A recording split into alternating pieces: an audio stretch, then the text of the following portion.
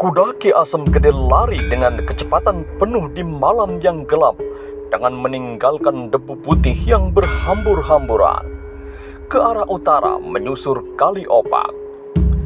Jalannya begitu sempit dan berbahaya, tapi Ki Asem Gede sama sekali tak menghiraukan.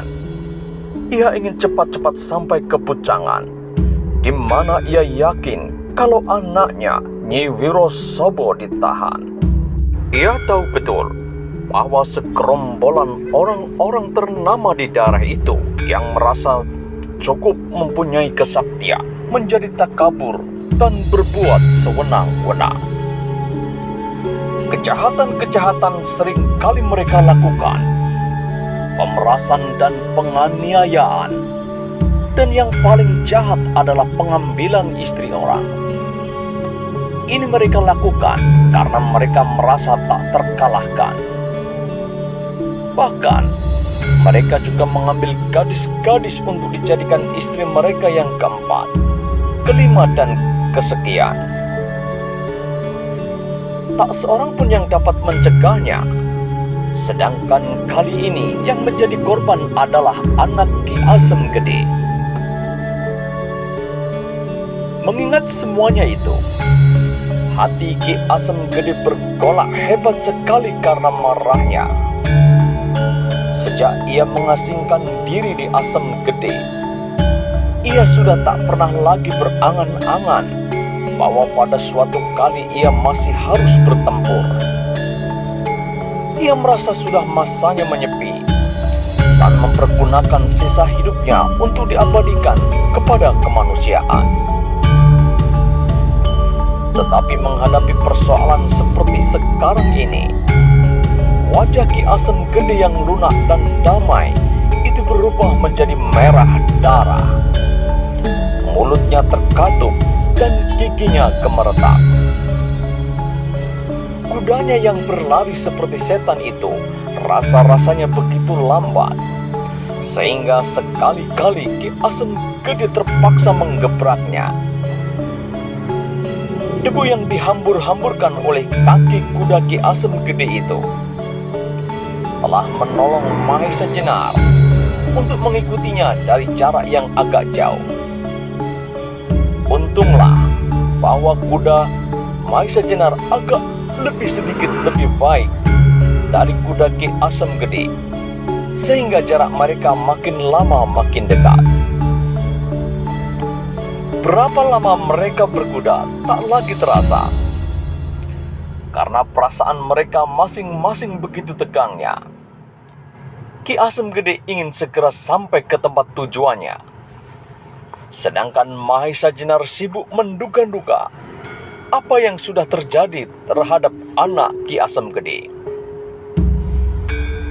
Perjalanan mereka kini menyusup belukar, menjauhi Sungai Opak. Meskipun keadaan di dalam belukar itu gelapnya bukan main, Mahesa Jenar mempunyai penglihatan dan pendengaran yang sangat tajam, sehingga dengan mendengarkan derap kuda Ki Asem Gede, ia dapat menyusup lewat jalan sempit ke arah yang benar. Setelah beberapa lama mereka menelusur jalan belukar, akhirnya mereka sampai ke mulutnya. Begitu mereka muncul dari belukar, terasa hawa sejuk menyapu muka. Mahesa Jenar lebih merasakan segarnya udara, sebab Ki Asem Gede perhatiannya penuh tertumpah kepada putrinya. Kini jalan yang mereka lalui mulai menanjak dan berliku-liku. Rupanya mereka telah sampai di kaki Gunung Merapi. Lama-lama di sebelah timur telah membayang warna merah. Hampir fajar. Dengus Mahesa Jenar seorang diri. Kuda-kuda mereka kini telah mulai menyusur jalan persawahan. Juga di daerah ini padi sedang berbunga. Batang-batangnya yang berwarna hijau segar itu ditaburi oleh warna kemerahan fajar, menjadikan sedemikian bagusnya. sehingga untuk sementara Maisa Jenar terpaku perhatiannya. Tetapi ketika diingatnya orang tua yang di depannya itu semakin melarikan kudanya, ia pun segera mengesampingkan keindahan fajar. Sekali ia sentakkan kakinya, kudanya berlari semakin kencang seperti terbang. Tiba-tiba kuda Ki Asem Gede membelok ke timur dan sebentar kemudian menyusup masuk ke sebuah desa. Itulah Pucangan. Maisa Jenar tidak mau kehilangan jejak. Dengan ujung kendali, kudanya dicambuk agar melaju lebih cepat lagi. Ki Asem Gede tak sedikit pun mengurangi kecepatan kudanya. Ketika sampai di muka sebuah rumah yang berhalaman luas dan beregol besar, ia membelokkan kudanya memasuki halaman. Kuda yang semula lari seperti kuda gila itu langsung menuju ke pendopo rumah. Ketika jaraknya tinggal beberapa langkah, Ki Asem Gede menarik kendali dan berhenti di muka pendopo. Pendopo itu ternyata tertutup dinding di 4 sisinya. Pintunya masih tertutup rapat dan lampu di dalamnya hanya menyala remang-remang. Cepat Ki Asem Gede turun dari kudanya. Sebentar ia tertegun. Tempat itu tampaknya sunyi, tetapi ia yakin kalau putrinya berada di tempat itu. Itulah rumah pemimpin gerombolan orang-orang yang merasa dirinya tak dapat dirintangi kemauannya yang bernama Samparan. Ki Asem Gede mengetok pintu itu keras-keras. Sekali, 2 kali, dan tak ada yang menyahut. Akhirnya Ki Asem Gede tak sabar lagi. Dengan kedua sisi telapak tangannya, ia memukul daun pintu itu sekuat tenaga hingga berderak-derak. Maka patahlah palang pintu itu sehingga terbuka lebar-lebar. Cepat-cepat ia meloncat masuk dan tampaklah olehnya 5 orang sedang duduk di atas sebuah balai-balai bambu yang besar menghadap meja yang berisi macam-macam makanan dan minuman keras. Kelima orang itu memandang Ki Asem Gede dengan pandangan kosong dan sikap yang acuh tak acuh, sehingga Ki Asem Gede semakin marah.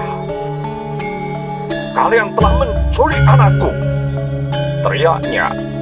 Sikap Ki Asem Gede yang sudah tua itu tampak garang dan sama sekali berubah dari sifat keramah tamahannya.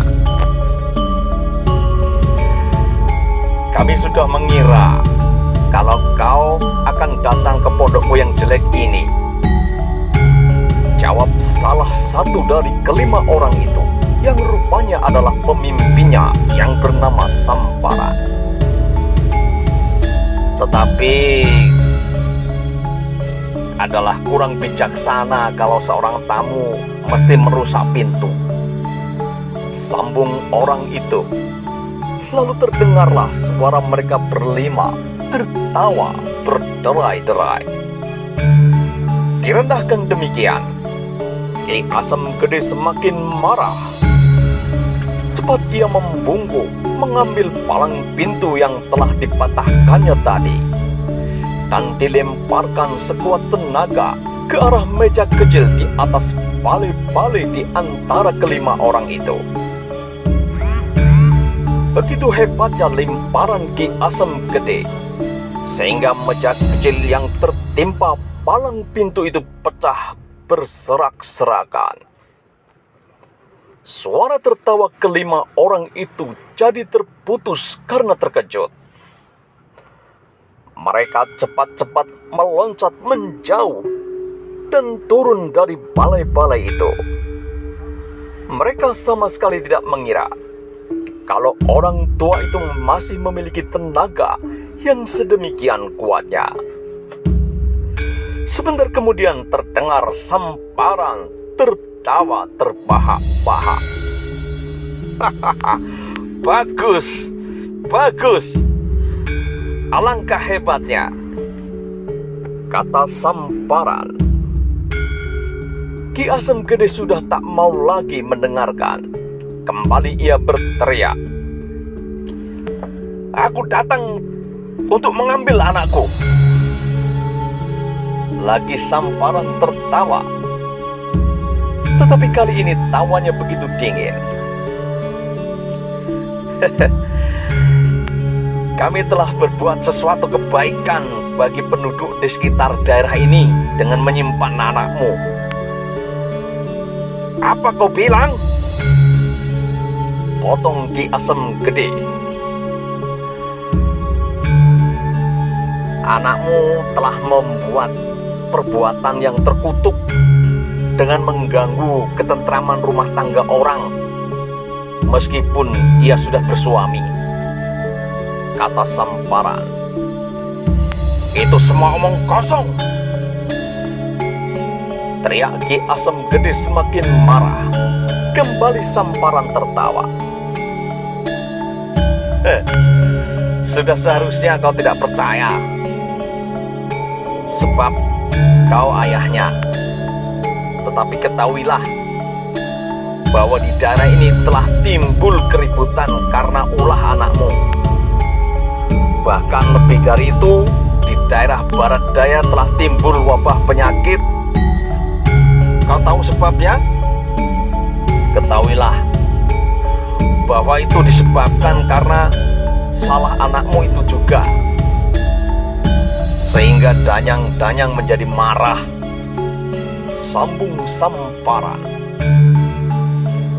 Ki Asem Gede sudah sampai pada puncak kemarahannya, sehingga seluruh tubuhnya bergetar.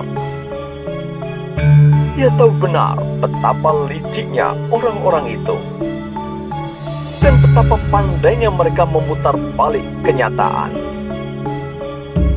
Samparan, aku tahu siapa kau. Jadi kau tak usah banyak bicara di hadapanku. Aku tahu bahwa anakku menolak menuruti kehendakmu dan kawan-kawanmu, gerombolan iblis ini, sehingga kau terpaksa menculiknya dan menyimpan. Sekarang aku minta anakku. Kau serahkan kepadaku. Samparan mendengus lewat hidungnya, lalu berkata lagi, aku tetap pada keteranganku, dan kami berlima atas persetujuan rakyat di daerah ini telah mengambil keputusan untuk menjatuhkan hukuman atas anakmu itu. Aku hanya meniru apakah hukuman yang dijatuhkan pada orang demikian yang terjadi pada zaman dahulu, yaitu dilempari batu sampai mati. Mendengar jawaban itu, tubuh Ki Asem Gede semakin menggigil, dan giginya gemetar menahan amarah yang hampir meledak. Hanya Sultan Demak yang berhak menjatuhkan hukuman mati, atau orang-orang yang telah mendapat kuasanya. Orang-orang pujangan ini pun tak berhak melakukan, apalagi iblis-iblis macam kau ini, teriak Ki Asem Gede. Samparan mengangguk-angguk, lalu kembali terdengar tawa iblisnya. Betul Ki Asem Gede. Tetapi di daerah terpencil sejauh ini, jari-jari kekuasaan Demak tak begitu berasa. Maka sudah sewajarlah kalau kami yang merasa sedikit ada kemampuan membantu berlakunya undang-undang di daerah ini untuk menghapus kekhianatan. Hampir saja Ki Asem Gede tak dapat menahan dirinya. Untunglah bahwa pikirannya masih dapat bekerja, ia merasa tak akan mampu melawan kelima orang itu. Di Demak, untuk tiap-tiap keputusan ada hak pembelaan. Berlaku jugakah peraturan ini di daerah ini? Mendengar pertanyaan ini, kelima orang itu tampak berpikir. Tetapi sebentar kemudian terdengar kembali tawa iblis keluar dari mulut Samparan. Kau cerdik sekali, Ki Asem Gede. Kau ingin menjadikan persoalan ini menjadi persoalan umum. Bukankah kau telah mengatakan bahwa putusanmu itu adalah persetujuan dari penduduk di daerah ini? Bukankah dengan demikian hal itu sudah menjadi persoalan umum? Tanya Ki Asem Gede. Samparan kembali merenung. Tampak ia berpikir untuk mengatasi usul Ki Asem Gede itu. Kalau sampai terjadi ada semacam pengadilan bagi persoalan ini, di mana dapat hadir saksi-saksi, maka terang hal ini tidak menguntungkan pihak Samparan. Tetapi akhirnya ia menemukan juga suatu cara untuk mengatasinya. Ki Asem Gede, kami adalah bangsa yang mengenal keadilan. Kenapa kami keberatan kalau diadakan pembelaan? Tetapi karena kekuasaan tertinggi dalam persoalan ini adalah di tangan kami, maka kamilah yang menentukan cara pembelaan itu. Bagaimana caranya kau menentukan pembelaan itu, Samparan? Dan apa yang kau maksud? Tanya Ki Asem Gede. Samparan menarik alisnya tinggi-tinggi. Kemudian ia menjawab, keadilan yang tertinggi terletak di tangan takdir, Ki Asem Gede. Karena itu pembelaan dalam persoalan ini pun sudah seharusnya kalau didasarkan atas hal itu.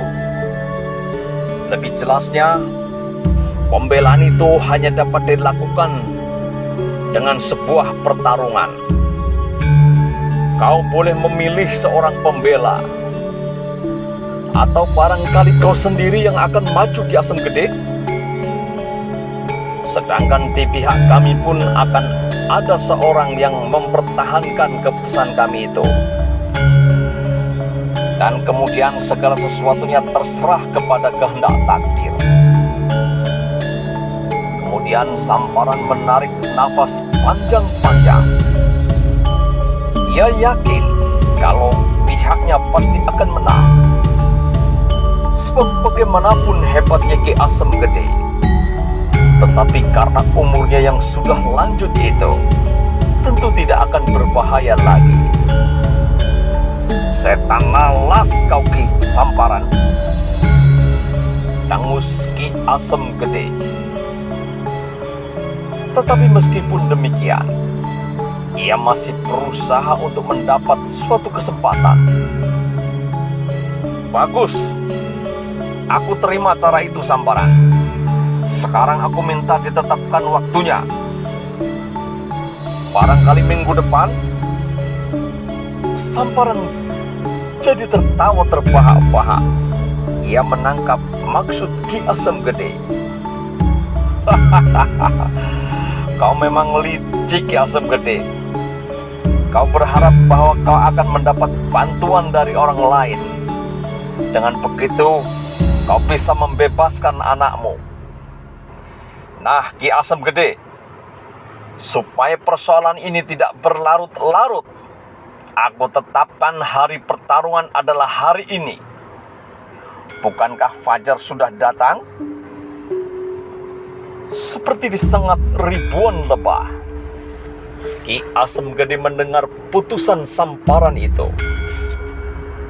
Bahwa setan itu betul-betul licik, kini telah terbukti. Dan ia sesali ketergesa-gesaannya tadi. Kalau saja ia tadi membicarakan soal ini dengan sahabat-sahabatnya. Ki Asem Gede sendiri bukan berarti takut menghadapi persoalan itu. Meskipun misalnya ia harus menyerahkan nyawanya, tetapi taruhannya terlalu besar. Kalau ia kalah, berarti kekalahan itu berlipat dua. Sedangkan ia sendiri sadar bahwa tenaganya sudah mulai surut. Apalagi menghadapi iblis-iblis yang segar dan sedang tumbuh.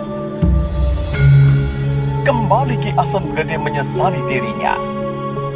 Biasanya ia berlaku tenang, tetapi menghadapi persoalan satu-satunya anak yang diharapkan dapat melanjutkan namanya, ia jadi kehilangan ketenangan itu.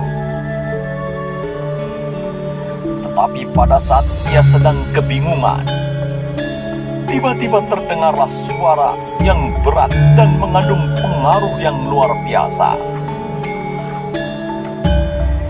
Ki Asem Gede akan menerima ketetapan itu hari ini, dan Ki Asem Gede akan menunjuk aku sebagai pembelanya.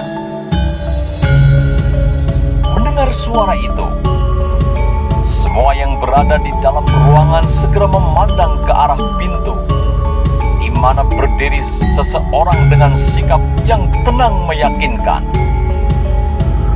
Dia itulah Mahesa Jenar. Melihat kehadiran Mahesa Jenar tanpa diduga-duga, Ki Asem Gede menjadi girang bukan kepalang. Sampai-sampai ia hampir berteriak. Cepat-cepat ia melangkah mendekati dan menggoyang-goyangkan tangan sahabatnya yang baru saja dikenalnya itu. Sementara itu kelima orang penghuni rumah itu memandang dengan heran dan mencoba menebak-nebak. Siapakah gerangan orang yang begitu besar kepala sehingga berani menawarkan diri untuk membela anak Ki Asem Gede itu? Sedang wajah orang itu belum pernah dikenalnya. Siapa orang itu, Ki Asem Gede? Hampir saja Ki Asem Gede menyebut gelar Ronggo Tohjoyo untuk sekaligus menakut-nakuti kelima orang itu. Tetapi melihat gelagat itu, segera Mahesa Jenar mendahului. Aku adalah Mahesa Jenar, sahabat Ki Asem Gede. Mahesa Jenar? Ulang Samparan. Nama itu pun sama sekali tak terkenal di daerah ini. Orang yang paling mereka takuti adalah Dalang Mantingan, yang beberapa waktu lalu berhasil menangkap 3 serangkai perampok yang bernama Tunggal, Samber Nyowo. Dan seandainya Dalang Mantingan pada saat itu ada di situ pun, belum tentu dapat mengalahkan mereka berlima yang merasa mempunyai kekuatan 2 kali lipat dari kekuatan Samber Nyowo itu. Hanya tentu saja kalau Mantingan ada di situ, Samparan tak akan berani membuat tantangan pertarungan yang demikian. Tetapi sekarang yang ada hanya orang yang sama sekali tak ternama dan tak dikenal olehnya. Melihat keraguan-raguan orang itu, serta takut kalau mereka mengubah peraturannya, segera Mahesa Jenar menambahkan, "Aku kira tak ada lagi persoalan. Apapun yang akan terjadi pada diri kami nanti, yang melaksanakan pertarungan itu bukanlah suatu hal yang perlu dirisaukan. Karena aku adalah laki-laki seperti kalian juga." Perkataan Mahesa Jenar itu rupa-rupanya telah berhasil menyentuh harga diri Samparan serta kawan-kawannya. Apalagi mereka telah merasa bahwa kehebatan mereka sukar mendapat tandingan. Dalam pada itu, salah seorang kawan Samparan segera melangkah setindak lebih maju. Dengan suaranya yang nyaring berkata, "Kakang Samparan, apa yang sudah terucap sebaiknya dilaksanakan. Aku belum kenal orang ini, dan orang ini pun rupa-rupanya belum kenal kami. Baiklah, kini kami saling berkenalan. Aku usulkan sebagai pelaksanaan dari peraturan itu, pertandingan diadakan di halaman rumah ini secara terbuka. Siapa saja boleh menyaksikan. Dan satu soal lagi, pertarungan dilaksanakan sampai selesai. Maksudku, sampai salah satu pihak tak mampu melawan. Jadi tidak boleh menarik diri. Siapa yang menang mempunyai hak untuk berbuat apapun atas yang kalah dan atas barang taruhannya." Kata-kata itu diucapkan dengan penuh keyakinan bahwa Mahesa Jenar merupakan sebuah umpan yang sangat lunak. Mahesa Jenar menarik nafas panjang, sedang Ki Asem Gede yang semula sangat girang kini menjadi agak cemas juga. Kalau seandainya Mahesa Jenar kalah, rasanya tidak mungkin, pikir Ki Asem Gede. Sementara itu Samparan tak mengangguk, meskipun ia tak seyakin waktu Batu Gunung. Kawannya yang telah melengkapi peraturan tadi, ia menduga bahwa orang itu pun sedikit banyak mempunyai pegangan juga, sehingga berani menyatakan dirinya sebagai seorang pembela. Bagaimanakah kisah selanjutnya? Temukan jawabannya di episode selanjutnya. Jangan lupa untuk like, komen, dan subscribe. Sampai jumpa di episode selanjutnya.